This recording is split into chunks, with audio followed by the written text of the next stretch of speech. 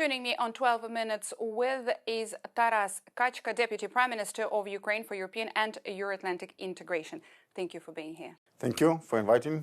Minister, Germany's Chancellor Friedrich Merz proposed an interim associate membership for Ukraine with the European Union, allowing participation but without voting rights. Now, this is something that President Zelensky described as unfair and rejected.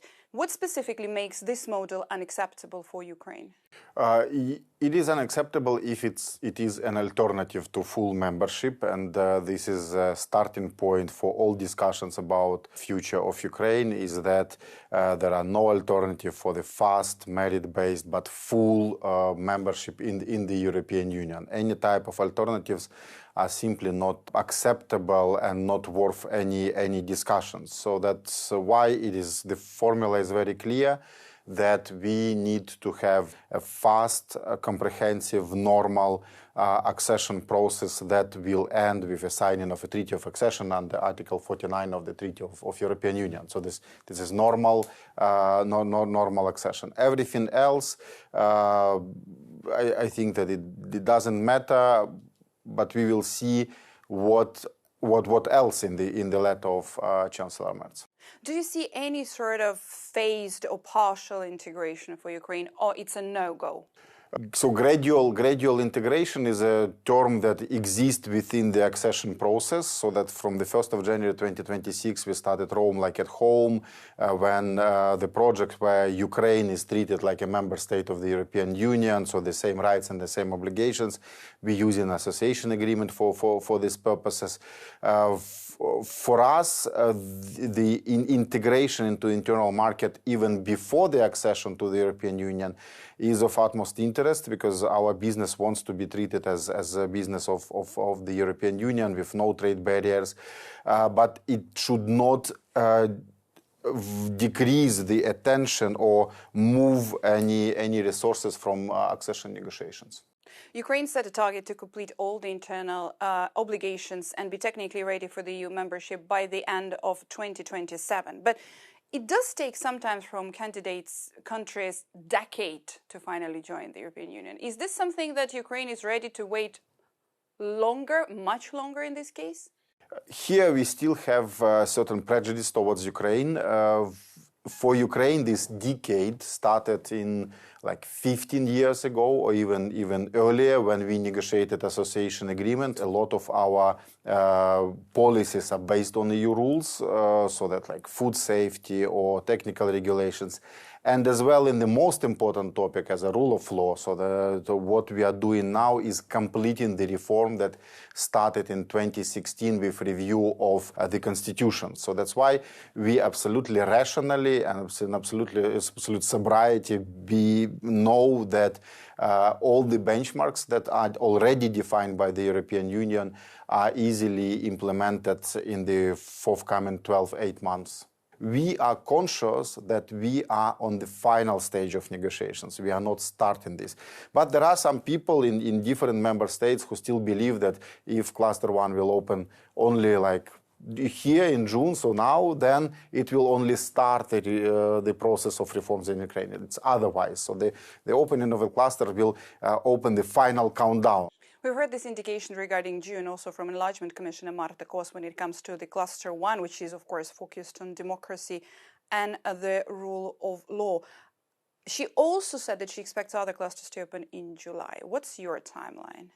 Our timeline is that we are already behind the deadline. 3 clusters were ready to open a year ago when Hungary formally started blocking the consideration of the free packages. In December, the member states communicated the benchmarks for these clusters to us. It was like a front loading, so that we broke through the process of opening of clusters. In March, we got benchmarks for the remaining 3 out of of 6 clusters. So everything is already done. So that's why we already behind the schedule. So that's why we believe that all 6 clusters can be open already in June. But now everything depends on the bureaucracy. Yeah? So that all the minor steps that left behind. And of course, we still need to find a final arrangements with Hungary because they have relatively new government that is still deals with a lot of issues. That's what I wanted to ask you, obviously, on Hungary and the Hungarian veto. For so long, the previous government's been blocking the opening of the clusters. Now, with the new government, the things are changing. There are consultations now being held between Kyiv and Budapest. Do you see these consultations specifically on the issue of minorities in Ukraine, which is the cornerstone for Budapest and for the new government as well? Do you see this being sorted for the clusters opening in June? First, we already heard the statement of foreign minister of Hungary and deputy prime minister Anita Orban that Hungary will not block anything, so that in the European Union. So this is already like a major news for everyone. And we started like very, very early on, 8th of May, we started consultations with Budapest on national minorities. And we need to be very clear that Ukraine treats Hungarian community in Ukraine with full respect. All their needs are satisfied. So this is not a commitment, this is reality. For us, they are absolutely integral part of Ukrainian society with full respects to their national identity. So we have almost 100 schools for Hungarians satisfying all demands. So that means that literally every pupil, every child in Ukraine that wants to learn in Hungarian or to learn Hungarian language while learning has this possibility to do. What we offered as well to previous government, and we continue to do so with current government, is to fine-tune the legislation for everyone to be aware that this incredibly good atmosphere will not change eventually, I don't know, under some different circumstances. But we need this to be proved as well by the constructive steps of Hungary here in Brussels, in the Council, in different level of consideration of the packages for opening of the clusters, which we agreed will happen. So I think that by mid of June, everything will be okay, as if it will continue with the same pace. This fine-tuning, does it have to happen before the official opening of the cluster, before Hungary's veto is no longer there, or the commitment is enough and then the clusters could open with the commitment? In our opinion, so we already gave all necessary guarantees within cluster 1, so that what we are discussing now is that what else might be needed for these guarantees. I think that the dialogue on national minorities between Ukraine and Hungary will last like permanently. We also have like a permanent commission on national minorities between Ukraine and Hungary. So what kind of form of let's say, confirming this, our will and interest, this is something that we are still discussing, so that I hope that we will see this news. Apart from Hungary, there might be other countries potentially that could block clusters for Ukraine, and you've indicated yourself that one of these countries might be Poland when it comes to agriculture.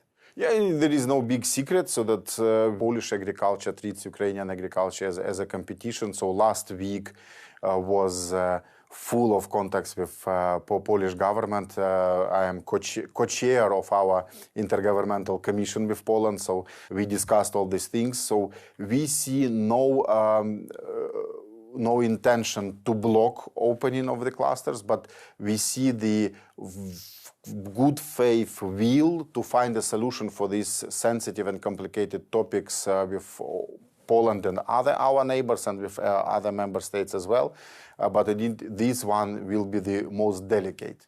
Minister, another concern in Brussels when it comes to the pace of EU-oriented reforms in Ukraine is Kyiv's stance on corruption. There is an ongoing investigation which also involves former chief of staff of the president of Ukraine. How do ongoing corruption cases impact confidence in the EU member states, both regarding the EU accession and regarding the currently unblocked 90 billion euros loan for Ukraine? First, all these investigations are indications that our anti-corruption framework works efficiently, is ambitious, is capable for investigation. So this is a really good news. Yeah. So that second is that what Ukraine is now living through the war and the dramatic change of its political culture. Something that was a problem for the accession of Ukraine in the past, so 10 years ago, 15 years ago, so corruption, systemic corruption, is now very dramatically and fast going into the past. It's like this page is like literally like is changing, yeah. So that is like so that's why for me this is something the healthiest thing that is happening. Indeed, every corruption scandal is still scandal, so that's why I think there will be people who will treat this otherwise. But for me, this is very clear. So this is exactly what the EU wants us to do, to clear government, to get rid of any corruptions, to ensure that anti-corruption framework works, and it works. Last year, it was 737 cases that were opened by NABU. It was 125 indictments of prosecution office against more than 200 people. And there were 93 sentences against 130 persons by High Anti-Corruption Court of Ukraine. This is about corruption cases that covered more than 20 billion hryvnias of losses to state. So it means that it works, so that this framework, anti-corruption framework works. And this framework was completed and start to be fully operational in 2023, when war already was like on the fullest scale, and it was done by our current parliament. So that's why I think that the pace of reform in Ukraine is incredible in incredibly difficult circumstances, and we are not looking for any excuses with our partners. We do our homework with like fullest accuracy possible. Thank you. Thank you.